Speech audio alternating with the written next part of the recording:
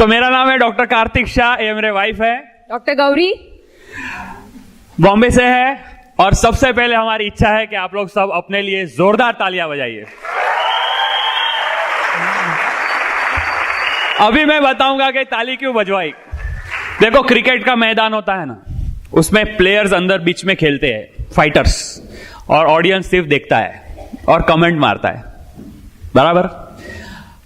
Hero कौन है? Player की ऑडियंस। असली हीरो कौन है? प्लेयर। आप लोग अपने सपनों का जो गेम है ना, वो सपने को पूरा करने के लिए जो लड़ाई लड़नी है, आप वो मैदान में उतरे हो, इसलिए आप लोग सब हीरो हो। इसलिए खुद के लिए जोरदार तालियां। अभी मुझे आपके साथ एक गेम खेलनी है। जिनको जिनको अपने दादाजी का नाम मालूम है वो प्लीज हाथ ऊपर करेंगे। शाबाश, वेरी गुड। ऊपर रखो, ऊपर रखो, दादाजी देख रहे। अभी जिनको उनके पिताजी का भी नाम याद होगा ना, वो हाथ ऊपर रखना, बाकी लोग हाथ नीचे ले लीजिए। उनके पिताजी का नाम याद हो तो हाथ ऊपर, बाकी नीचे। अभी नीचे जा रहे लोग क्या? उनके भी पिताजी का नाम याद हो तो हाथ ऊपर।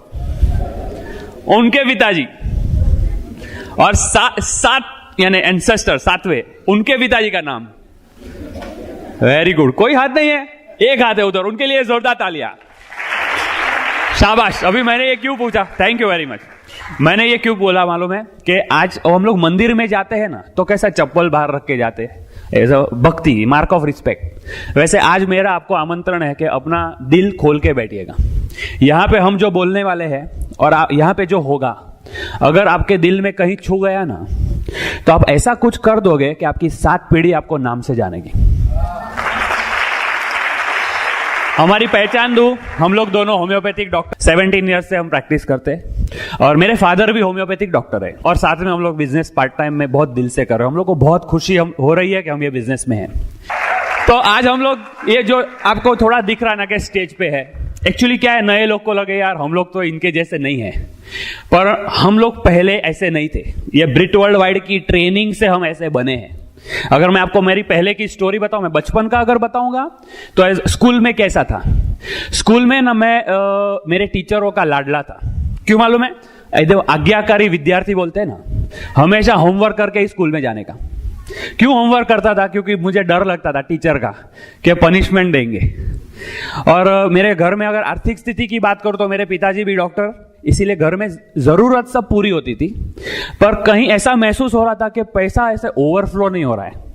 हाँ, ऐसे तो मेरे मन में कहीं एक आ गया कि अगर मुझे बहुत पैसा चाहिए ना, तो मुझे बहुत पढ़ना चाहिए। हम लोग को सिखाते ना, बराबर पढ़ाई करो तो आगे जाके अमीर बनोगे, बराबर।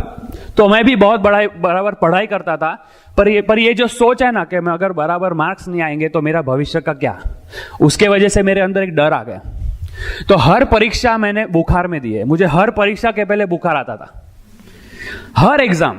और फिर कैसा सीन होता था, मतलब मैं पढ़ने को बैठा हूं, मेरी माँ और मेरे पिताजी दोनों बाजू में बैठते थे। मेरी माँ ऐसे मुझे हाथ फिराती थी हिम्मत देने को, और मेरे पिताजी मुझे कुछ बात करते थे जिससे मुझे बहुत प्रेरणा मिली। एक स्टोरी एग्जांपल आपको बताता हूं। मेरे पिताजी मुझे बोलते थे कि राजा के जमाने में है ना, जो अपने फ्रीडम के लिए वो राजा सिपाही लोग को लड़ाई में भेजते थे। वो सिपाही को और उसकी फैमिली को ये पता भी नहीं होता था कि जिंदा वापस आएंगे कि नहीं, हाथ पांव कटा के आएंगे क्या, उनको नहीं मालूम था।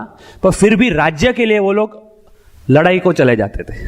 फिर पिताजी बोलते कि तुझे तो सिर्फ एग्जाम का पेपर देने का है, ज्यादा से ज्यादा क्या होएगा, तो क्यों डरते हो। तो मुझे लगता है कि बात बराबर है। वो चीज से मुझे ये बिजनेस में भी फायदा हुआ है, प्रेरणा मिली है। नए नए लोग को फोन करने को डर लगता है ना, प्लान दिखाने को भी डर लगता है नए। तो हमको भी ये याद रखना चाहिए ना, लोग तो लड़ाई में जान देने को जाते थे, हमको तो ज्यादा से ज्यादा सिर्फ प्लान ही दिखाना है, क्या हो जाएगा, बराबर। तो उससे मैं हिम्मत पा के मैंने हर एग्जाम दी, अच्छे मार्क्स से दी, और फिर मैं होम्योपैथिक डॉक्टर बन गया। और हमारे टीचर्स है ना, वो वर्ल्ड में अच्छे होम्योपैथिक डॉक्टर में उनका नाम आता है। तो मैं भी अच्छा डॉक्टर बना। तो अच्छा डॉक्टर बना इसलिए पेशेंट्स को अच्छी दवाई देने लगा, पेशेंट आने लगे, प्रैक्टिस बढ़ गई, इनकम आई। और फिर हमने हमारी घर की फर्स्ट कार ली फैमिली में, मारुति 800, मेरे फैमिली की पहली गाड़ी। तो मुझे लगा वाह अच्छा है। फिर दिवाली में हमने सोचा कि कोई घूमने को जाते हैं, तो हम लोग फर्स्ट टाइम प्लेन में गोवा गए।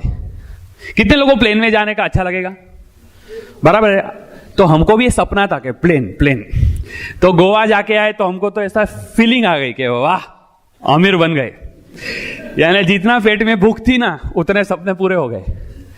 तो अभी फिर संडे को क्या करने का, कुछ भी काम नहीं, तो सुबह से शाम तक टीवी के रिमोट में बटन दबाते रहता। शाम को क्या करेंगे, तो चलो मूवी में जाएंगे, अच्छा मूवी नहीं तो ससुराल जाके बैठेंगे, क्योंकि बड़ा सपना कोई था ही नहीं। उस दरमियान मुझे एक फ्रेंड ने होम मीटिंग में बुलाया एमवे की, तो वहां प्लान तो समझा नहीं था, पर मुझे एलओसी का डेमो बहुत अच्छा लगा, वो जो बूट पॉलिश वाला। मैं बोला क्या बात है यार, इतने अच्छे प्रोडक्ट्स है तो फिर साइन करना चाहिए। तो अभी मेरे बड़े भाई बहन दोनों यूएस में सेटल्ड है, तो मुझे लगा ये कंपनी अमेरिका की है ना, तो मुझे उनकी सलाह तो लेनी ही चाहिए। तो मैंने फोन किया, भाई को पूछा, तो भाई ने है ना गुगली फेंका। वो बोले कि तुझे तेरी डॉक्टरी पे भरोसा नहीं है तो करो। तो भी ये हाँ की ना गया था, समझा ही नहीं मुझे। फिर मेरे जीजा जी मुझे बोले कि अमेरिका में तो ना किसी को पता चलेगा कि तुम एमवे बिजनेस करते हो ना तो लोग भाग जाएंगे। तो वो टाइम को मुझे ये अग्नि वाला बात नहीं मालूम था। अग्नि का जो एग्जाम्पल है ना, अग्नि से ना हम लोग रोज भगवान की पूजा के लिए दिया करते हैं, बराबर। वही अग्नि से कोई घर जला सकता है किसी का, तो अग्नि का तो फॉल्ट नहीं है, बराबर। वैसे एमवे अपने को ईमानदारी से अपने सपने पूरे करने का मौका देता है, उसका अगर कोई छोटा दुरुपयोग कर ले तो एमवे का फॉल्ट थोड़ी है। पर मुझे समझा नहीं, एक तो वो समझा नहीं था और दूसरा इतनी भूख नहीं थी। सपना छोटा था, वो तो ऑलरेडी पूरा हो गया था ना, तो मतलब जाने दे, नहीं करना है। फिर कुछ साल के बाद हमने एक पर्सनालिटी डेवलपमेंट का कोर्स किया, वहां पे हमारी एक पहचान हुई एक व्यक्ति से, वो डॉक्टर राजेश, वो हमारे मार्गदर्शक थे, कोच बोलते हैं। तो वो प्रोग्राम खत्म हो रहा था ना, एंड में उन्होंने एक एक्सरसाइज करवाई कि तुम्हारी अगर बेस्ट लाइफ होए तो तुम्हारे क्या क्या सपने पूरे होने चाहिए, जरा लिस्ट बनाओ। तो हमने बड़े बड़े सपने लिखे एकदम स्टाइल में कि डुप्लेक्स घर, मर्सिडीज गाड़ी, मेरे भाई बहन अमेरिका रहते तो हम बार बार वहां जाएंगे, पेरेंट्स को बार बार भेजेंगे। और फिर वो कोर्स खत्म हो गया, और कोर्स खत्म हो गया तो डॉक्टर की इनकम तो उतनी ही रहेगी, बराबर है, तो वापस भूल भी गए। फिर थोड़े महीने के बाद मुझे वो डॉक्टर राजेश ने फोन किया कि तुमने जो बड़े बड़े सपने लिखे थे वो पूरे करने के लिए एक मैंने बिजनेस देखा है। तो मैं बोला एमवे है? तो मुझे बोले तुझे पता है क्या? मैं बोला मुझे अच्छा नहीं लगा, मैंने देखा एक्चुअली, पर मेरा कंक्लूजन ये है कि डॉक्टर हो के साबुन टूथपेस्ट में कहां पढ़ूं, लोग क्या बोलेंगे। तो बोले इसमें साबुन टूथपेस्ट के अलावा एक्चुअली जो बड़ी चीज है ना वो तुमने मिस कर दी है शायद, वापस देखो। तो मुझे एक तो है ना वो डॉक्टर पे भरोसा था, दोस्त था मेरा, और दूसरा मुझे भूख हो गई थी, भूख पैदा हो गई थी, बड़े सपने देखे थे ना, इसलिए मैं बोला ठीक है मैं मीटिंग में आऊंगा। देखो ये भूख बहुत इंपॉर्टेंट है, भूख होगी तो ही लोग खाते। तो मैं मीटिंग में गया और लकीली उस दिन जिन्होंने प्लान दिखाया ना वो डॉक्टर एनपी सिंह और विनीता जी थे, हमारे अपलाइन डायमंड है। उनका प्लान देखा, मुझे बहुत प्लान अच्छा लगा, और मेन तो ये थी कि डॉक्टर प्लान दिखा रहे थे तो सफल थे। मुझे लगा डॉक्टर कर रहे हैं तो फिर करना चाहिए। और दूसरा हम एक वहां पे व्यक्ति को मिले, डॉक्टर राम सुब्रमण्यम। वो डॉक्टर राम सुब्रमण्यम जो चाइल्ड स्पेशलिस्ट, वो डबल एमडी है, एमडी पीडियाट्रिक्स और एमडी होम्योपैथी। रोज 150 पेशेंट देखते थे। तो मुझे वो लगा कि ये अगर ये बिजनेस करते हैं तो मुझे तो जरूरत है। तो उनको देख के मैंने बिजनेस शुरू किया, अभी शुरू किया सिर्फ, और शुरू किया ना तो समुद्र मंथन चालू हो गया। समुद्र मंथन पता है? वो देव और दानव ने शेषनाग की मदद से सब समुद्र में मंथन किया था, और फिर अमृत बार आया था ना, तो पर अमृत के पहले ना वो विष बार आया। हाँ, तो विष हमारे में क्या हुआ मालूम है, लोगों से बात करने का चालू किया ना तो विष बार आया। हमारा मेरे एक रिलेटिव है, उनका बेटा छोटी सी चाली में छोटे से रूम में रहता है, आज भी वही रूम में रहता है। मुझे बोले ये सब स्कीम तो मैंने बहुत देख ली है, तो ऐसा कर तेरा पैसा रिकवर हो जाएगा ना तो सटक लेना। फिर दूसरा एक लड़का था दोस्त, एमबीए पढ़ा था, तो बोले ये तो हमारे पढ़ाई में हमने देखा है, सिलेबस में ये सब मैंने स्टडी किया, ये चलता नहीं, ऐसा कर, टाइम वेस्ट मत कर। मेरे साथ जो पढ़े थे ना डॉक्टर में, मेडिकल कॉलेज में, मुझे बोलते हैं कि हम लोग तो डॉक्टर है, तुझे क्या जरूरत है ये सब करने की। फिर कुछ लोग बोलते थे उसी में से लोग कि ऐसा कर तू अमीर बनेगा बाद में मिलना मेरे को। तो हम प्लैटिनम गए, बाद में वापस मैंने अप्रोच किया तो बोले तू कर सकता है, मैं नहीं कर सकता हूं। फिर मेरे जो एक अंकल है वो मेरे वडील बोलते, तो उनको पता था कि मैं जरा मीटिंग में जाता हूं, थोड़ा जिद्दी हो गया हूं ये बारे में, तो डायरेक्टली ना नहीं बोल सकते थे, इसलिए मुझे इनडायरेक्टली बोले कि पूना में ना एक ज्योतिष है, तेरी कुंडली उनको दिखा जाके, कुंडली में वो देखेंगे तुम्हारे लिए एमवे फलेगा कि नहीं। और मेरे पिताजी खुद देखो, वो डॉक्टर ना, हम लोग के पास देखो पेशेंट आते हैं ना तो सर करके बात करते हैं, सर। तो मेरे पिताजी बोलते हैं कि तुझे क्या जरूरत है जाके लोगों को मस्का देने मारने की, लोग सामने से अपने पास आ रहे हैं। पर हमने बिजनेस करने का जो निर्णय लिया था ना, उसमें एक्चुअली मेरे पिताजी की लाइफ की स्टोरी ही रीजन थी। मेरे फादर का मैं बोलूं ना, वो सूरत के आगे छोटा गांव है कड़ोद, वहां पे वो बड़े हुए। वहां से उन्होंने डिसीजन लिया कि मैं डॉक्टर बनूंगा और मैं होम्योपैथी पढ़ूंगा। होम्योपैथी क्यों मालूम है? उसकी दवा सस्ती होती है, तो उनको सेवा भाव का नेचर था। तो बोले चलो दर्दी अच्छा भी होएगा और उनको लोड भी नहीं आएगा पैसे का। तो वो वहां से, वो कड़ोद से वो कलकत्ता गए पढ़ने के लिए। फिर वो बॉम्बे आए, फिर थोड़ा प्रैक्टिस किया, पैसा जमा करके और आगे पढ़ने के लिए यूएस गए, यूके गए, स्विट्जरलैंड गए अच्छे डॉक्टर से ट्रेनिंग को। वहां से बॉम्बे रिटर्न होके वापस प्रैक्टिस की और हमारी एक होम्योपैथिक कॉलेज बॉम्बे में नई शुरू हुई थी, वहां पे वो टीचर बन गए। टीचर बन के वो हेड ऑफ डिपार्टमेंट भी हो गए 7-8 साल में। पर उनका लाइफ कैसा था मालूम है? वो सुबह से शाम कॉलेज में सिखाते, शाम को रिटर्न होके क्लिनिक में पेशेंट देखते, फिर रात को घर पे जाके ओवर टाइम बैठ के नोट्स बनाते थे, क्योंकि वही नोट्स में से अगले दिन स्टूडेंट्स को सिखाना है। तो मेरी माँ बोलती थी कि तुम्हारे पिताजी ने बहुत मेहनत की है आगे आने के लिए, जीरो से शुरू किया।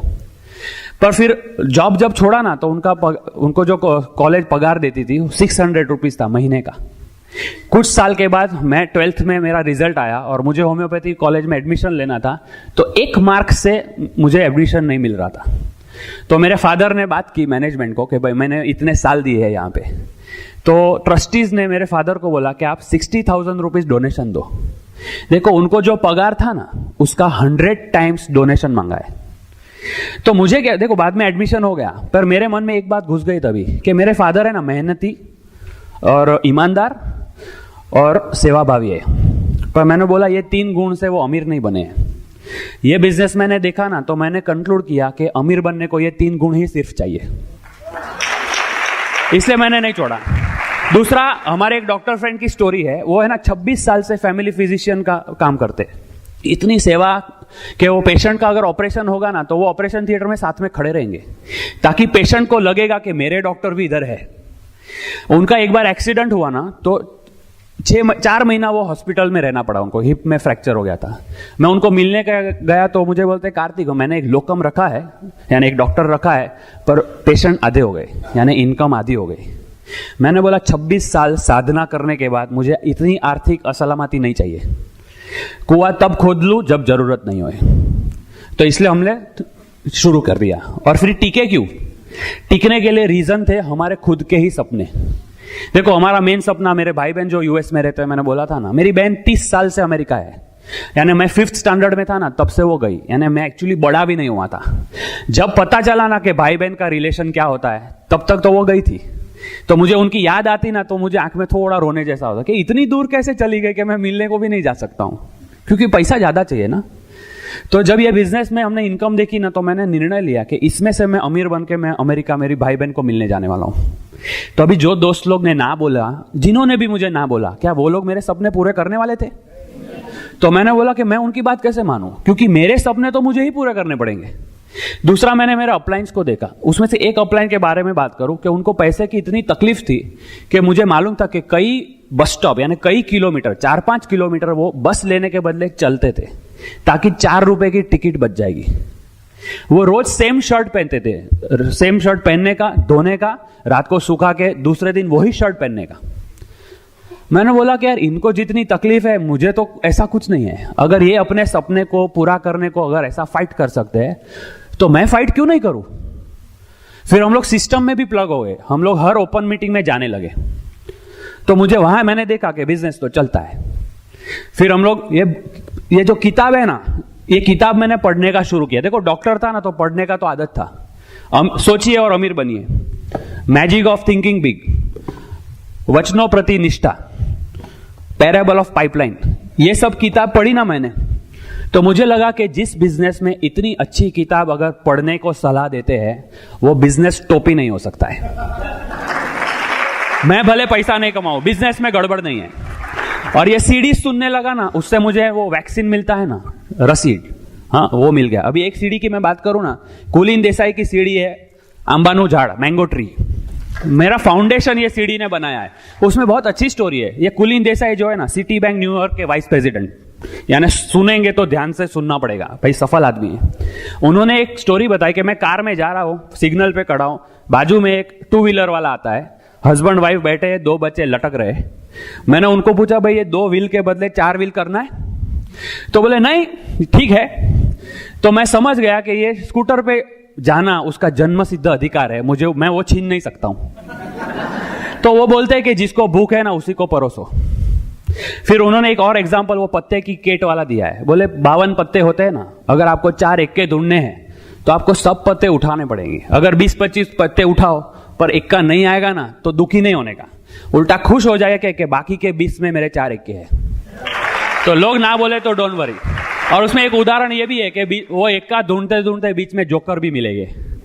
ऐसे लोग मिलेंगे जो हंसेंगे आपके ऊपर, तो उनको साबित करने के लिए कम से कम डायमंड जाना पड़ेगा। और एक दूसरी सीढ़ी है, मेगा एमरल्ड है, अरुण एंड अंजलि तावरे, मस्त सीढ़ी है। उनका भी एक स्टोरी है। वो बोलते हैं कि कभी निराश हो जाओगे ना तो शाम को 5 बजे जब स्कूल छूटती है तो स्कूल के गेट पे खड़े रह जाना, और सब घंटी बजेगी और सब स्टूडेंट दौड़ते दौड़ते बाहर आ जाएंगे, हंड्रेड्स ऑफ स्टूडेंट। तो सोचना कि मैं अगर क्विट कर दूंगा तो ये सब बच्चे 18 साल के बाद किसी के ग्रुप में तो जाने वाले हैं, तो मैं क्यों नहीं रहूं। इसलिए हम लोग टिके। और हमारा मेजर टर्निंग पॉइंट है हमारा सूरत का ट्रिप। मैं और गौरी सूरत प्लान दिखाने को जा रहे थे। तो हमारे अपलाइन है अरुण मिश्रा जी, उन्होंने हमारे ऊपर अपलाइन है शंकर देवराज, उनको बात किया कि कार्तिक और गौरी सूरत जा रहे हैं। तो और शंकर जी के ना सूरत में एक स्टार है, उनका नाम है अरुण एंड प्रज्ञा पाठक। तो शंकर जी ने बोला कि ये नंबर है, मेरा नाम ले लेना और उनको बोलना कि मैंने उनको मिलने को बोला है। तो अरुण भाई ने हमको वेलकम किया घर में, 1.5 घंटा बिठाया। उनका है ना घर एकदम सिंपल था, सादगी घर। और मुझे स्टोरी बताई 1.5 घंटे में कि हमने ये बिजनेस शुरू किया ना, मेरे बिल्डिंग में सब लोग हंसते थे, लेडीज लोग मेरे वाइफ की मस्ती करते थे। वो बोले मेरे बिल्डिंग में सबसे पहली कार मेरे घर में आई है। बोले मेरे ऑफिस में मेरे कलीग्स मेरे पर मस्ती करते हैं कि तेरे को क्या जरूरत है, ये करता है वो करता है। तो बोले हमारे कंपनी में कंपलसरी रिटायरमेंट आ गया ना, वो लोग सब टेंशन में। बोला मैं तो सैफायर हो गया। तो उनका मैंने वर्क एथिक भी देखा। वो रात को बस में ट्रैवल करते, आउट ऑफ सूरत जाना हो ना तो रात में एसटी बस में ट्रैवल करते थे।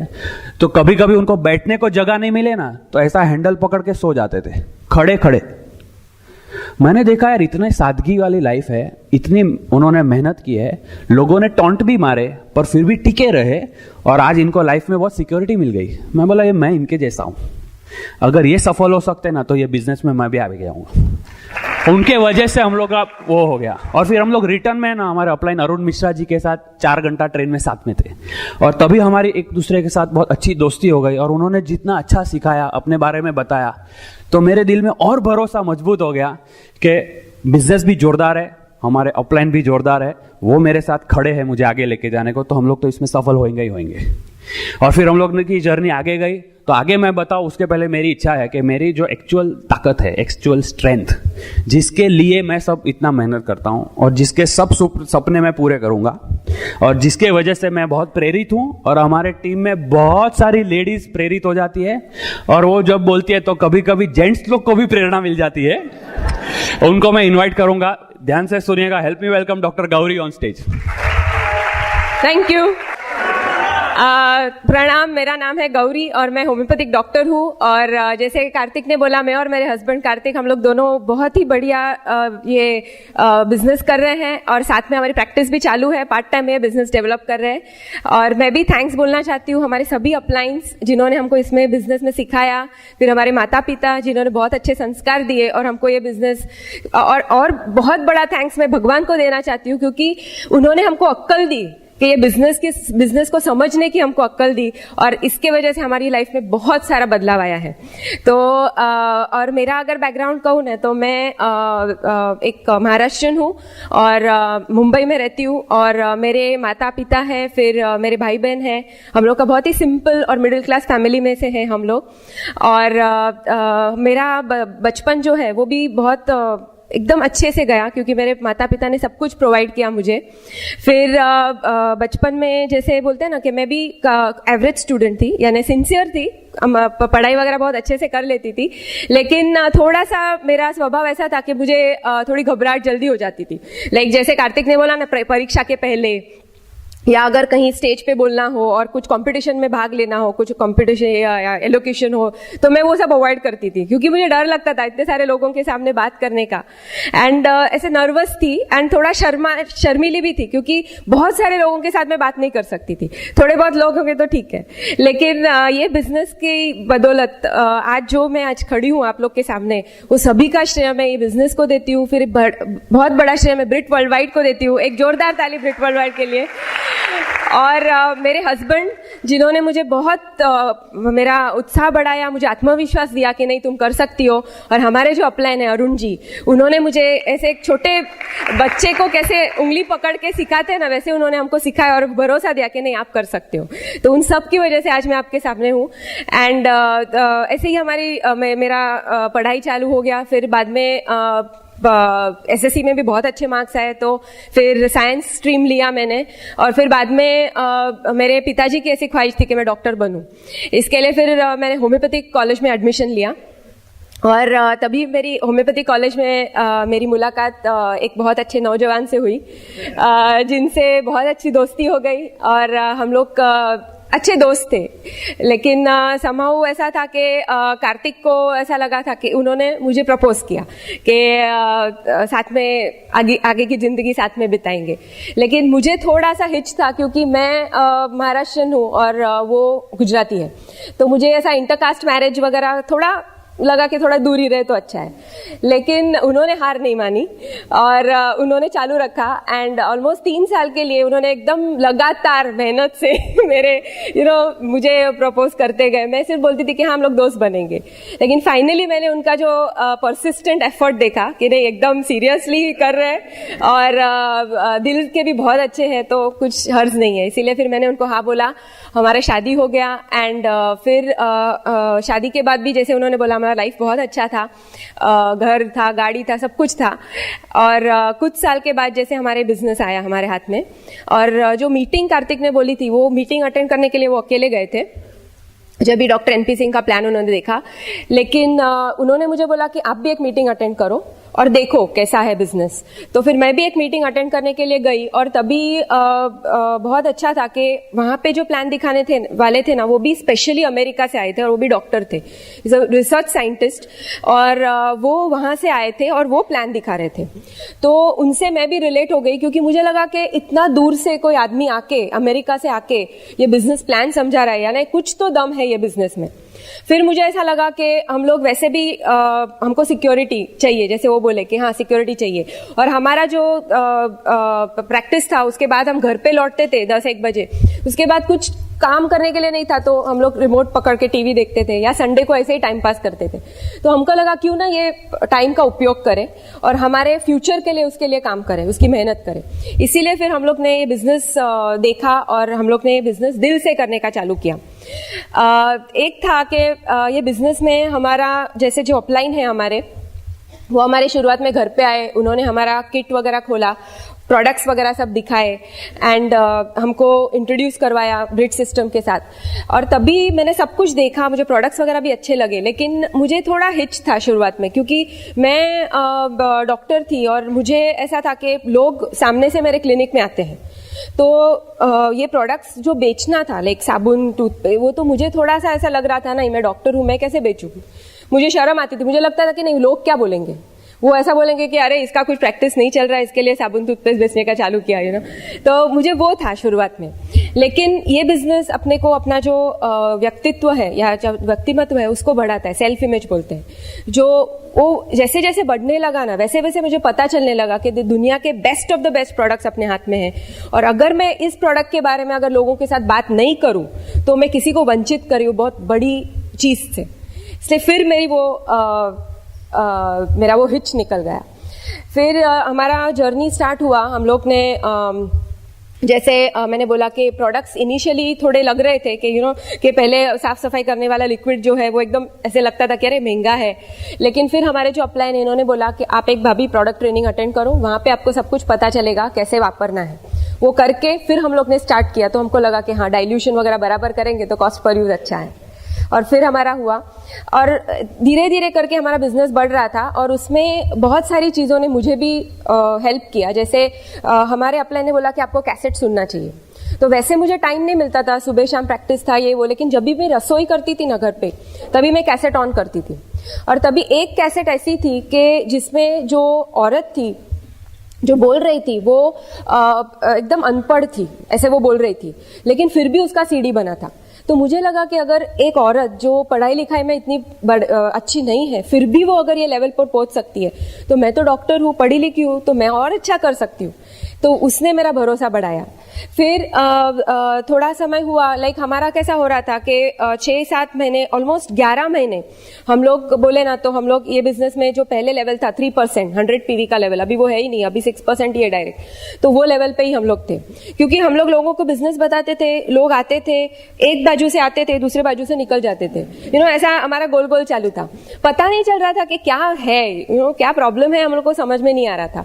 तो हम लोग थोड़ा विचार में पड़ रहे थे, तभी हमारे जो अपलाइन है, जो राजेश भाई, उन्होंने हमको बोला कि एक बहुत बड़ा सेमिनार आने वाला है मुंबई में, एकदम यानी उसको फ्री एंटरप्राइज डे ऐसा बोलते हैं, बहुत ही बड़ा सेमिनार आने वाला है, 2 दिन का सेमिनार है, तो वहां पे आप आइए। और हमने बोला कि हम लोग ये बिजनेस से कुछ कमा ही नहीं रहे, अजीब, अभी तक कुछ थोड़ा पैसा भी नहीं कमाया है, और आप बोल रहे कि सेमिनार में आओ। और उसका टिकट कितना था मालूम है? 2 दिन का सेमिनार था, और बोले कि 1350 रुपए का टिकट एक जन का है। तो मुझे लगा अरे बाप रे, 1350 यानी 2 जन का 2700 रुपया, तो इतना पैसा तो कमा नहीं रहे और ऊपर से डालने का बोल रहे। लेकिन फिर हमको ना थोड़ा भरोसा था उन पे ऊपर, क्योंकि दिल के वो बहुत अच्छे थे, हमको मालूम था कि पहले से ही वो हमारे शुभचिंतक थे। तो हमने लगा हाँ ठीक है चलो। तो हम लोग गए वो सेमिनार में, 2 दिन का सेमिनार था। मुझे ऐसा ही लग रहा था कि 1300 रुपया डाल के कौन आने वाला है पता नहीं, लेकिन उस दिन मेरी जो आंख खुल गई है, क्योंकि आपको अगर पता हो तो मुंबई में अंधेरी स्पोर्ट्स कॉम्प्लेक्स करके एक बहुत बड़ा स्टेडियम है, एकदम बड़ा स्टेडियम है जहाँ पे 10-15 हजार लोग इकट्ठा बैठ सकते हैं, इतना ह्यूज स्टेडियम है। तो वहां पे वो सेमिनार कंडक्ट होने वाला था, और जैसे ही हम लोग वो सेमिनार के लिए अंदर गए, जैसे वी वेंट टू अटेंड, अंदर गए तो देखा ना, तो इतने सारे लोग, यानी पूरा स्टेडियम भर के लोग थे, जमीन पे यानी जो ग्राउंड था उसके ऊपर लोग थे, यानी 10-15 हजार लोगों की संख्या में लोग थे। तो मुझे लगा कि इतना बड़ा, इतनी संख्या में लोग तो मूर्ख नहीं हो सकते, यानी कुछ तो है ये बिजनेस में। फिर एक के बाद एक स्पीकर आके, बहुत क्वालिफाइड लोग, डॉक्टर्स, चार्टर्ड अकाउंटेंट्स वगैरह सब आके बोल रहे थे कि हम लोग ने बिजनेस किया और हमको बहुत सफलता मिली। और सबसे ग्रैंड फिनाले क्या था पता है? कि वो सेमिनार में हमारे सबके Mahaguru Bill Britt and Peggy ब्रिट, एक उनके लिए जोरदार ताली दीजिए। वो फर्स्ट टाइम बॉम्बे, मुंबई या इंडिया विजिट करने वाले थे, और वो आने वाले थे वो सेमिनार में। इसके लिए इतना जबरदस्त एक्साइटमेंट क्रिएट किया था सब लोगों ने कि हमको कुछ पता नहीं था ये कौन है बिल ब्रिट, क्या मालूम ही नहीं था।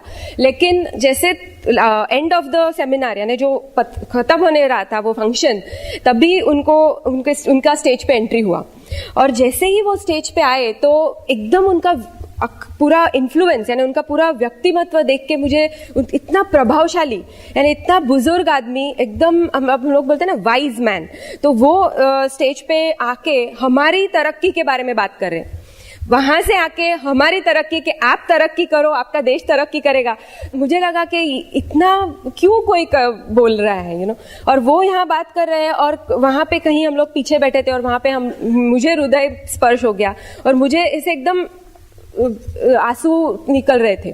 तो कुछ टच कर गया उनकी जो बातें वो बोल रहे थे, और तभी हम लोग को ये बिजनेस की जो दूरदृष्टि है, जो बड़ा पिक्चर है, वो पता चला। और तभी मैंने और मेरे हस्बैंड ने डिसीजन लिया कि ये बिजनेस में हम लोग 100% डायमंड तो जाएंगे, और तभी हम लोग का निर्णय पक्का हो गया। तो कहने की बात यही है कि आप एक फंक्शन ने हमारी लाइफ चेंज कर दी। तो जैसे हमको कुमार जी भी सिखाते हैं, हमारे जो अपलाइन डबल डायमंड है वो सिखाते हैं कि कभी भी फंक्शन हो, स्पेशली बड़ा फंक्शन हो, वो कभी भी आप ना आपके अगर डाउनलाइन हो या आपके अगर प्रोस्पेक्ट हो, तो उनको आप प्रमोट करो। चाहिए तो आपको 1-1 घंटा उनके घर पे जाके बैठ के भी उनको समझाना हो, तो भी इट इज वर्थ। क्योंकि अगर आप नहीं करोगे तो उनके और उनके उज्जवल भविष्य के बीच में आप खड़े हो। अगर आप उनको राइट नॉलेज नहीं दोगे, कि आप उनको पिक्चर नहीं बताओगे, तो शायद उनका फ्यूचर बदलते बदलते रह जाएगा। इसलिए आपको भी यही एक मैसेज है कि अगर आपके ग्रुप में कोई भी हो, कितने भी दिन पुराना हो, लेकिन आप फंक्शंस को दिल और जान से प्रमोट कीजिए, क्योंकि नहीं तो आपका ऐसे हो सकता है कि कोई डायमंड कपल आपके ग्रुप में से चला जाए। तो जैसे अगर हम नहीं जाते तो हो सकता था, तो ऐसे हुआ। फिर वो जो फंक्शन था वो हमारे लाइफ में एक बहुत बड़ा टर्निंग पॉइंट था। वो फंक्शन के बाद वही महीने में हम लोग 6% पे गए, नेक्स्ट महीने में 9%, 12%, ऐसे हम लोग सीढ़ियां चढ़ते गए और हम लोग सिल्वर हो गए। बहुत ही शॉर्ट नोटिस में हम लोग सिल्वर हो गए। और हमारे जो अपलाइन है तभी उन्होंने हमारा हमारा ये जो फंक्शन था तभी उसके बाद उन्होंने हमारा हाथ पकड़ा, और जैसे बोलते हैं ना कि एक जोहरी डायमंड को कैसे पहचानता है, वैसे उन्होंने हमें पहचाना, हमें पॉलिश करने का चालू किया। और जो भी पॉलिश प्रोडक्ट थोड़ा बहुत इधर है, फिर अभी और डायमंड जाने के बाद भी होएगा। तो वैसे हुआ। एंड अगर रिवॉर्ड्स के बारे में बोलूँ ना, तो ये बिजनेस अपने को बहुत बहुत कुछ देता है। इतना सब हम लोग बोल भी नहीं सकते स्टेज पे, लेकिन इतना बोल सकती हूँ कि सबसे पहले अपने को एक मन की शांति मिलती है, जो आर्थिक सलामती बोलते हैं ना, सिक्योरिटी, वो ये बिजनेस अपने को देता है।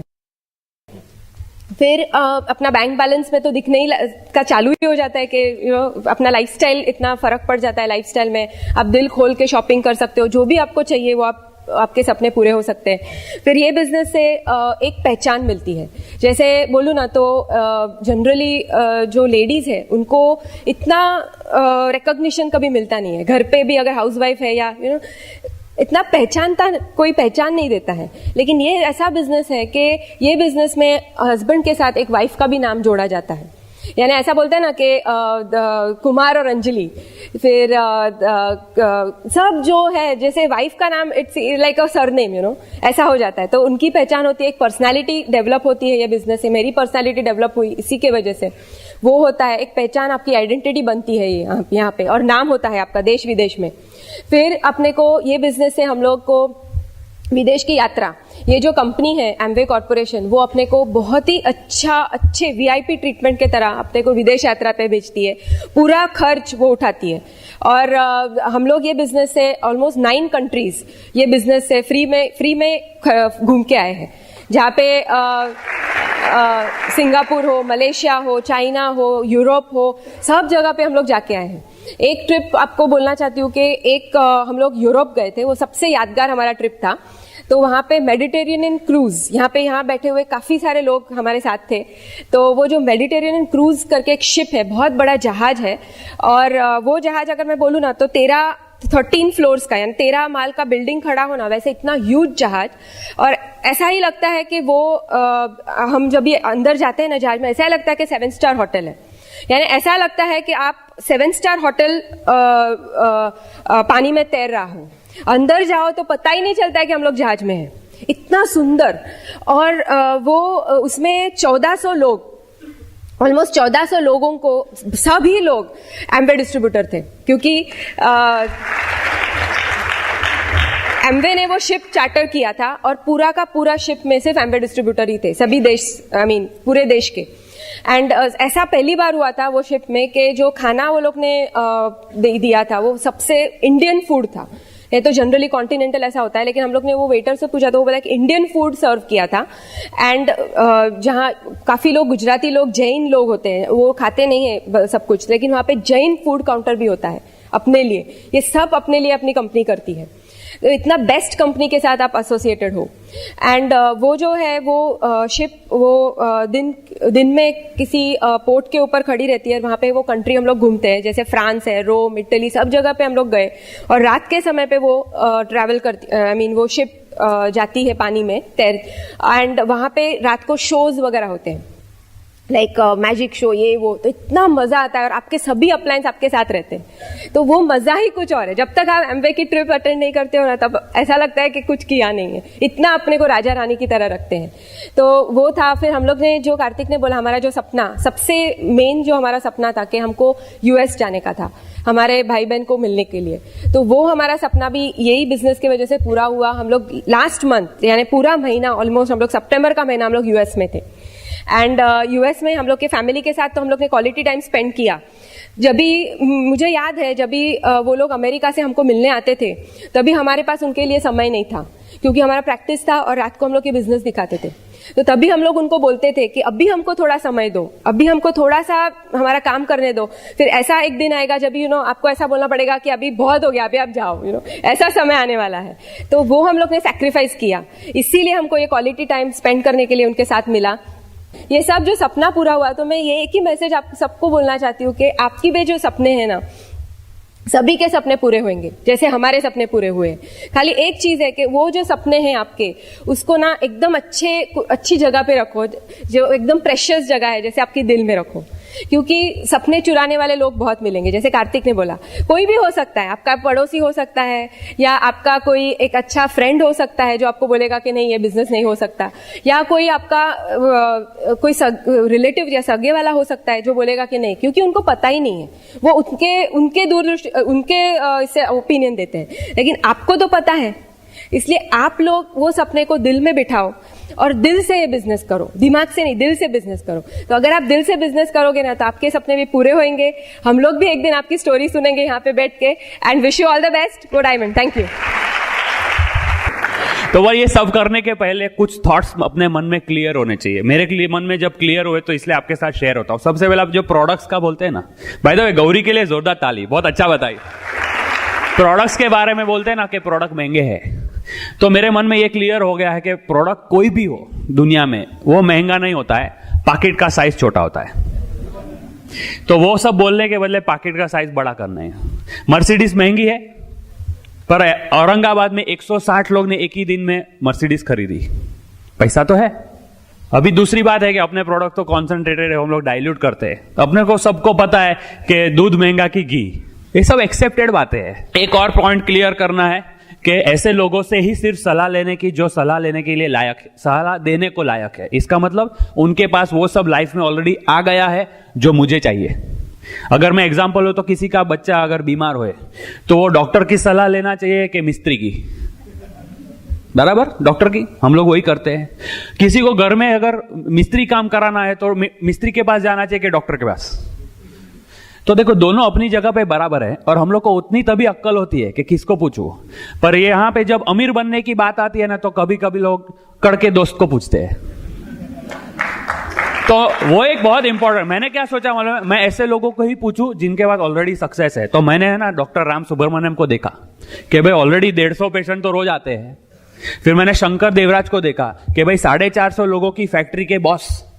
फिर मैंने कुलीन देसाई को देखा, कुलीन देसाई सिटी बैंक न्यूयॉर्क में वाइस प्रेसिडेंट।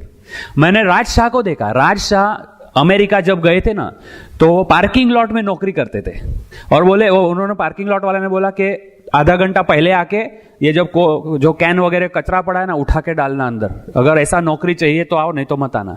उन्होंने वो किया, साथ में पढ़ाई की, जॉब चालू किया और अभी अमेरिका में वो टॉप 1% इनकम में टॉप 1/8 लेवल में है। मैं इनकी सलाह लूंगा। तो राइट जन से सलाह लेंगे ना तो सक्सेस जल्दी मिलेगा। फिर दूसरा एक पॉइंट है, अपने को बहुत बड़ा आशीर्वाद है कि हमको एमवे का बिजनेस मिला है। देखो, उनका कमीशन में अगर बोलो ना तो ये लास्ट 50 साल में उन्होंने 1 लाख करोड़ रुपया लोगों को कमीशन के तौर पे भेजा है। 1 लाख करोड़। और ईमानदारी कैसी है, पिछला फेस टू फेस मीटिंग में आपने सबने देखा, हम लोग फाउंडर एमरल्ड हुए ना, हमारे कई महीनों से ये था, वाह फाउंडर एमरल्ड है ना, 2 लाख रुपया बोनस जमा होगा फाउंडर पिन का। फेस टू फेस मीटिंग में एमवे ने अनाउंस कर दिया कि हम लोग 2 लाख नहीं देने वाले, हम लोग 4 लाख देंगे। आप सोचो कितनी ईमानदारी है। हम अगर अपने वर्क एथिक में ईमानदारी लाएंगे ना तो एमवे की ईमानदारी में कभी कमी नहीं है। बराबर, तो अच्छी चीज अपने हाथ में है। दूसरा एक पॉइंट है कि हमको एक सिखाया गया है कि इस बिजनेस को अपने बच्चे की तरह सोचना चाहिए। अगर अपने 2 बच्चे हुए तो ये एमवे बिजनेस को तीसरा बच्चा समझो। इसको बड़ा करोगे ना साथ में, तो थोड़े साल में ये तीसरा बच्चा आपकी पूरी जिंदगी में आपका ध्यान रखेगा और आपके पहले 2 बच्चे के बच्चे का भी ध्यान रखेगा। और कुछ लोग तो ऐसे रहने ही वाले हैं कि जो कुछ बहाना बनाए। अभी मैं आप डॉक्टर हूं ना, तो इसलिए डॉक्टर की स्टोरी बताओ। एक आदमी था ना, वो हमेशा अलग अलग डॉक्टर के पास जाके बोलता था कि मेरे पेट में बिल्ली है तो दवाई दो। तो डॉक्टर लोगों को समझ गया कि इसको गैस की तकलीफ है, तो गैस की दवाई देके घर पे भेज देते थे। पर बीमारी इधर थी ना, तो सब डॉक्टर बदली करते करते एक साइकियाट्रिस्ट के पास पहुंच गया। साइकियाट्रिस्ट ने बराबर डायग्नोस किया और फिर उनको बोला कि इनको अच्छा कैसे करना है, तो उनको ने एक ड्रामा अरेंज किया। ऑपरेशन थिएटर में लेटा के ऑपरेशन किया, पेट खोल के वापस सी दिया, और फिर वो जब होश आया ना तो एक बॉटल में सफेद बिल्ली रखी थी मरी हुई, बोले आपके पेट में से निकली है। तो पेशेंट बोले पर डॉक्टर मेरे पेट में तो काली बिल्ली थी।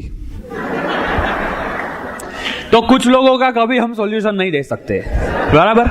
अभी गौरी ने थैंक यू, गौरी ने भी बोला ना कि एफईडी था, फंक्शन में हमको प्रमोट किया, आप लोग को भी हर मीटिंग में प्रमोट करना चाहिए, लोगों को लाना चाहिए। आप लोग सब लोगों को इनवाइट किए ना? ऐसा किसी का भी हुआ जिसके लोग आए नहीं? हाथ ऊपर करो। हमारा भी हुआ है। शुरू में हम राम ब्रह्मसानी का एक सेमिनार था, हम लोग बहुत प्रमोट किया, हम लोग एकदम निर्दोष थे तभी। तो मेरे सब प्रोस्पेक्ट लो, दोस्त लो, वो बोले मेरा टिकट ले लेना, मैं उधर हॉल में मिलता हूं तुझे। मैं और गौरी थे और मेरे पास 7 टिकट थी, सबने टांग दी। क्या करो, जेब में डाला और सेमिनार अटेंड करके सीखा। उस दिन के बाद भी हमने सेमिनार प्रमोट करना बंद नहीं किया है, हमने हमारा काम चालू रखा। फिर कुछ लोग हैं जो आए भी है, सब लोग खराब नहीं होते, हाँ आते भी है। अबे हमारे दो एकदम स्पेशल फ्रेंड की बात करता हूं, हमने ना उनको बहुत एक चमक देख ली थी कि इनको जिस दिन बिजनेस समझेगा ना वो उड़ा देंगे। तो कितनी मेहनत करके हमने एफईडी आने वाली थी ना उसकी टिकट प्रमोट की और वो लोग ने ले ली टिकट, खुश। फिर जिस दिन एफईडी थी तो पता चला कि वो आ भी गए, तो हम लोग एकदम खुशी खुशी गेट पे गए उनको इनवाइट कर रहे, स्वागत करने को। तो पता चले वो टिकट बेचने को आए। तो होता है। अभी हमारे एक पड़ोसी है जो हम लोग है ना मीटिंग में जाते हैं हर बार, तो वो देखते हैं हमको। फिर मैं बोलता आओ ना मीटिंग में, देखो बिजनेस अच्छा है, पैसा वैसा आएगा। तो बोले नहीं हमको टाइम नहीं है, हमको टाइम नहीं है। तो श्रावण महीने में पूरा महीना रात को 1 बजे तक पत्ता खेलते हैं, उतना टाइम है पर मीटिंग में आने को टाइम नहीं है। हम लोग एमरल्ड हो गए तो बोले तुम्हारा नसीब अच्छा है, क्या करने का। तो कुछ लोग ऐसे रहेंगे। एक्चुअली मेरा एक कंक्लूजन है कि कभी कभी है ना जिसको एक्चुअली जरूरत है ना पैसा कमाने की, उसको समझता नहीं, ये बिजनेस नहीं समझता है। अभी मैं आपको एक स्टोरी बताई। गांव में ना एक साधु संत गए थे और वो चमत्कारी थे, वो जिसको भी हाथ लगाएंगे ना उसकी बीमारी अच्छी हो जाएगी। तो वो जहां जाए ना लोग जमा हो जाते थे। तो किसी को लकवा हो, किसी को दृष्टि नहीं होए, तो हाथ लगाएंगे तो चलने का चालू कर देगा, दृष्टि आ जाएगी। तो वैसे सब जमा हो गए थे लोग, ये सब अपना आशीर्वाद दे रहे थे। तो वहां पे एक आदमी ऐसा घोड़ी लगा के ऐसा खड़ा था, कभी कोई एक पांव चलता नहीं था। तो वो साधु थोड़ा आगे जाके उसको हाथ लगाने लगे अच्छा करने को, तो ये भाई पीछे चले गए 2 कदम। तो बोले क्यों, अच्छा नहीं होना है? तो बोले नहीं नहीं मुझे अच्छा मत करना, नहीं तो मुझे विकलांगों का जो पेंशन मिलता है वो बंद हो जाएगा। हेल्प नहीं कर सकते हो कुछ लोगों को, बराबर। और फिर कभी कभी है ना हम लोग सुपरमैन नहीं है, निराश भी हो जाते। वो गौरी ने बोला ना कि लोग आते थे जाते थे, 6 महीने के बाद हम निराश हो गए कि यार हम लोग सब खुद कर रहे, लोग तो कर रिपीट दे रहे हैं, डुप्लीकेट नहीं कर रहे। तो फिर निराशा होती है ना, तो क्या हो जाता है वापस हम लोग, तो टीवी चालू हो गया, रिमोट कंट्रोल, पूरा दिन टीवी देखने का। संडे को क्या काम है? हमारे कुमार जी बोलते हैं कि अगर बिजनेस आपके एक्सपेक्टेशन से नहीं होए ना तो आपको ज्यादा मीटिंग में जाना चाहिए, ज्यादा सीडी सुनना चाहिए, ज्यादा बुक पढ़ना चाहिए। पर हम लोग उल्टे में आ गए कि वो सब दूर। फिर एक भगवान ने ना एक दूत को भेजा, उनका नाम था अमोद। वो मेरे घर पे ना हमको बिजनेस दिखाने को आए, पर हमारे यहाँ प्रोडक्ट्स थे इसलिए पता चल गया कि ऑलरेडी हम लोग डिस्ट्रीब्यूटर है। फिर बातें हुई, मैं बोला एक्चुअली मजा नहीं है यार, हम लोग तो थक गए। और फिर मेरा एक फ्रेंड है जो हमारा 23 साल से दोस्ती है, तो हम लोग उसको जब भी बिजनेस की बात करते हैं ना, तो उसके साले ने बिजनेस शुरू किया था पर चला नहीं, तो उसके वजह से मेरे को अवॉइड करने लगा कि नहीं ये कार्तिक से दूर रहो, वो मेरे को बिजनेस दिखाएगा। तो 6 महीने के बाद एक बार ऐसा हो गया उनको खुद के फ्लैट की जरूरत पड़ गई कि अभी हमको खुद का फ्लैट लेना है। तो मैं बोला तू देख तो सही ये बिजनेस क्या है, मैं क्या कर रहा हूं। तो हस्बैंड वाइफ बैठे, दोनों ने समझ लिया, वो बोले कि चलो शुरू करते। शुरू करके जोरदार बिजनेस बिल्ड किया। वो लोग फाउंडर प्लैटिनम हो गए, अभी 2-3 महीने में वो लोग एमरल्ड क्वालिफिकेशन शुरू कर रहे हैं। उनका नाम है डॉक्टर चेतन एंड तृप्ति शुक्ला। उनके ग्रुप में हम काम कर रहे थे, तो एक जन का हमको लिस्ट मिला, वहां से हमने एक जन को फोन किया। तो फोन किया तो आंसरिंग मशीन में गया। 15 दिन के बाद वो सज्जन का मुझे फोन आया कि मैं बीमार था इसलिए फोन नहीं ले रहा था, आपका एक मैसेज है तो मैंने आपको फोन किया, आप कौन हो? तो मैंने अपनी स्क्रिप्ट बोली, तो बोले आ जाओ घर पे। तो जिस दिन घर गए ना तो ताला था। तो नेबर को पूछा, बोले वो तो होटल में खाना खाने को गए। तो हमारा कार्ड दे दिया और हम जा रहे थे पेट्रोल पंप में, गाड़ी में पेट्रोल भर रहे था, तब इनका फोन आया कि मैं ना खाना खाता हूं तो मैं मोबाइल उल्टा रखता हूं, मैं नहीं देखता हूं, जरा स्टाइलो है वो। तो आपका देखा और हमारे नेबर ने बोला इसलिए आप प्लीज जरा यू टर्न मार सकते हो क्या? तो मैं बोला हाँ ठीक है, हम तो तैयारी होते बराबर। यू टर्न मारा, उनके घर पे गया, प्लान दिखाया, उनको इतना अच्छा लगा, शुरू हो गए, ऐसे दौड़े हैं। हमारे पहले वो लोग एमरल्ड हो गए, परिमल एंड नीना देसाई। हमारा सेकंड लेग का बहुत इंटरेस्टिंग स्टोरी है। हमारे गौरी के पास एक लेडी आते थे दवा लेने के लिए, पेशेंट, तो वो ग्लिस्टर टूथपेस्ट लेते थे हमारे से। तो वो ऐसे ही बातें करते करते बोले टूथपेस्ट बहुत अच्छा है आपका, और कुछ प्रोडक्ट है क्या आपके कंपनी के? तो मेरा एंटीना खड़ा हो गया। मैंने बोला एक प्रोडक्ट है जिसको 50,000 रुपया महीना बोलते हैं, आपको अच्छा लगेगा? तो बोले हाँ क्या है बताओ। तो मैं और गौरी उनके घर पे गए, वो हस्बैंड वाइफ बैठे और उनका दियर और देरानी बोलते वो भी बैठे। इन्होंने बिजनेस कभी शुरू नहीं किया, पर वो दियर और देरानी ने डिसीजन ले लिया, शुरू कर दिया और धड़ाधड़ आगे निकल गए। थर्ड लेग किया हमारा पूरा क्रेडिट मैं एक डीवीडी को देता हूं, tap routing and team building, Kumar and Nalli. इसको पचा लेना चाहिए, पचा लेंगे ना तो हिस्ट्री हो जाएगी। हमारा थर्ड लेग है ना, मैं बताऊं तो 1.5 साल में शुरू हुआ है, 1.5 साल में शुरू हुआ है, 1.5 साल में 6 सिल्वर और 1 प्लेटिनम हुआ थर्ड लेग। यही सीढ़ी का जो भी नॉलेज है वो यूज करके। हमारा फर्स्ट में बोलो तो लक्ष्मण कविता करके सिल्वर हुए, उनके नीचे पंकित अमी सिल्वर हुए, उनके नीचे पंकज एंड तेजल तो एमरल्ड हो गए। लाइफ सुधर रही है, बैंक बैलेंस सुधर रहा है, हम लोग डायमंड भी जा रहे हैं। पर मैं अभी से जो गौरी ने बोला ना लाइफस्टाइल में चेंजेस, मेरे को कुछ ब्लेसिंग्स है जो मुझे आपको बताने हैं। सबसे पहला ब्लेसिंग ये बिजनेस का क्या मालूम है, हमारे अपलाइन ऐसे है कि ऑलमोस्ट हमको ऐसा लगता है कि भगवान ने हमारा यहाँ पे ध्यान रखने के लिए उनको भेजा है, बिजनेस के वजह से हमको वो मिले। मैं बोल रहा हूं अगर पर्सनल स्टोरी, तो मेरे मम्मी को हॉस्पिटल में एडमिट किया था, उनका एक सर्जरी हुआ था। तो doctor Ram, doctor NP Singh और डॉक्टर गिरीश सिंह दिन में 2 बार रोज हॉस्पिटल में मेरी मम्मी को देखने को आते थे कि चलो कार्तिक की मम्मी को देखने को जाएंगे। वो उनको भी मिलते और फिर मेरे कंधे पे भी हाथ फिराते, कार्तिक डोंट वरी हम साथ में। आज मैं खुद बीमार हुआ था, एक बार 10-15 दिन बुखार था, तो कुमार जी मेरे घर पे मुझे देखने को आए। बोलो डबल डायमंड कुमार जी, उनको क्या पड़ी है पर वो हमारे लिए आए। हमारे अपलाइन अरुण मिश्रा जी है ना, एक बार थोड़ा मुझे कुछ चैलेंज आया तो बात किया, तो रात को 2 बजे मुझे बोलते कार्तिक आ जाऊं, घर पे आ जाओ बोल। तो 2 बजे कोई खड़ा है जो आपको हेल्प करने को तैयार है। हमारे लिए शंकर जी और संगीता जी का बोलूं ना तो उनका तो कुछ हम गाना गाते गाते थक नहीं सकते। हमारे लिए वो भगवान का दूत है। संगीता जी हर चीज में हमको गाइड करते, हमारे फाइनेंसिस, हमारे बैंक में क्या है, उसका पैसे का क्या करने का, हमारा फैमिली में क्या है, सब चीज में गाइडेंस। तो हमको बहुत सेफ फील होता है। ये ब्लेसिंग है बिजनेस का। हमारी जो यूएस ट्रिप है ना, हम लोग फैमिली के साथ मजा किए, वो सब है, पर वो किस चीज का प्रतीक है? वो उसका प्रतीक है कि हम ये बिजनेस से टाइम, मनी और सिक्योरिटी तीनों कमाए। आज डॉक्टर 1 महीने के लिए क्लिनिक बंद करके घूमने को जाए, सोचना पड़ता है कि इतना टाइम है क्या, परवड़े क्या? मनी का मैं बताऊं ना तो हम वहां पे गए और जो खर्चा किया ना वहां यहां अकाउंट में जमा हो गया वापस, एमवे के वजह से मनी भी कमाया।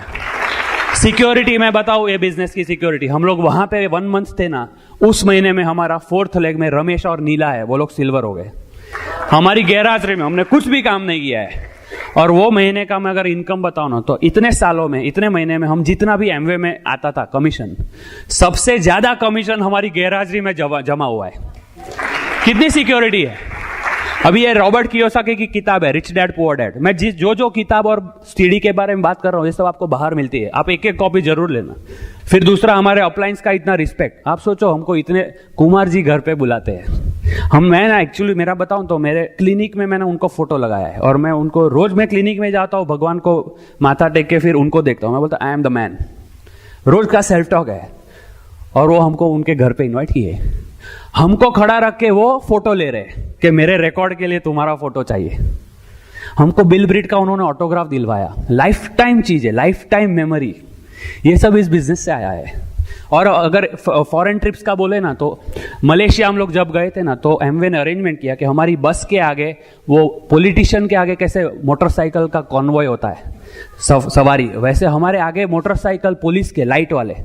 हमारी बस जहां जाएगी हाथ करता था पुलिस वाला, पूरा ट्रैफिक रुक जाता और एमवे की बस आगे जाती थी। कितना रिस्पेक्ट देते हैं। तो एक स्टोरी से मैं आपको बताना चाहता हूं। मैंने शुरुआत में जो बोला था 7 पीढ़ी आपको क्यों जानेगी। आपको एक स्टोरी बताओ। एक गांव में है ना, एक साधु जी थे और वही गांव में एक भिखारी थे। वो भिखारी एकदम खराब हालत में। वो बोले 3 दिन में एक बार खाने को मिलता है, ऐसा क्या कैसा लाइफ है। तो वो साधु जी का सबको पता था कि ये भगवान के साथ बात करते हैं। तो भिखारी एक दिन उनके पास जाके बोले, साधु जी आप भगवान को पूछो ना, मेरी इतनी खराब हालत क्यों है, लोगों के पास तो कितना खाने को है, वेस्ट करते हैं सब लोग, मेरी हालत खराब। तो बोले ठीक है। थोड़े दिन के बाद साधु जी ने उनको रिप्लाई किया कि एक्चुअली तुम पिछले जन्म में बहुत अमीर थे, पर पैसा कमाने के लिए गलत काम किया और तुम्हारे वजह से कई लोगों का पेट, बच्चे लोग का पेट खाली था।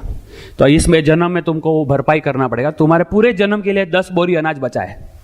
तो बोले अच्छा ऐसा है। तो थोड़े दिन में उसको अफसोस होता है। बाद में जाके वो साधु जी को बोलता है ऐसा करो ना, भगवान को बोलो वो सब साथ में दे दो, मैं खा के खत्म करूं और जाऊं, पूरा जिंदगी नहीं सहन करना है। तो ठीक है। थोड़े दिन के बाद साधु जी बोलते हैं तुम्हारा एप्लीकेशन पास हो गया है, तुम जाओ झोपड़ी में मिल जाएगा। तो झोपड़ी में जाता है, देखता है सब 10 बोरी अनाज है, खुश निकाल के वो बनाता है, तो खाता है पेट भर के और बचता है। तो वैल्यू है ना। तो आजू बाजू के भिखारी को बुला के वो ऑफर करता है कि आप भी खाओ। थोड़े दिन ऐसा ही चलता है। फिर भिखारी लोग को भी लगता है हम खाली हाथ कैसे जाए, तो वो भी कुछ कुछ लाने लगते, तो ज्यादा भिखारी खाने लगे। तहसीलदार को पता चलता है कि अपने यहाँ एक भिखारी है जो भंडारा चला रहा है। तो बोले तो फिर अपने को कुछ करना चाहिए। तो बोले चलो अपने तरफ से 50 बोरी। राजा को पता चलता है कि यार तो फिर राजा मैं हूं कि वो। तो बोले राज्य की तरफ से इतना बोरी हर महीना जाना चाहिए। तो हजारों लोग खाना खा रहे। तो एक दिन इसको एहसास होता है कि मेरे लिए तो 10 बोरी थी यार, मैं इतना खाया मैंने। तो जाके साधु जी को बोलता है कि मेरी मिस्टेक हो गई, आप भगवान को प्लीज बोलो और 2 जन्म में हिसाब सेटल करना, लंबा मत खींचे। तो थोड़े दिन के बाद साधु जी के पास वापस आता है और पूछता है क्या हुआ। तो बोले तुम जाके घर पे मजा करो, तुम्हारी 7 पीढ़ी बैठे बैठे खाएगी ना तो भी कम नहीं पड़ेगा, क्योंकि इस जन्म में तुम्हारे वजह से हजारों भूखे लोग ने खाया है। ये बिजनेस में ऐसा है, अगर आप डिसीजन लोगे कि आप डायमंड जाओ तो आपकी वजह से हजारों लोगों के घर में पैसा आएगा, उनके सपने पूरे होंगे, उनके वजह से और हजारों लोगों के सपने पूरे होंगे। ओके, तो अभी मेरी स्टोरी खत्म हो रही है। Back to the host, will come back letter.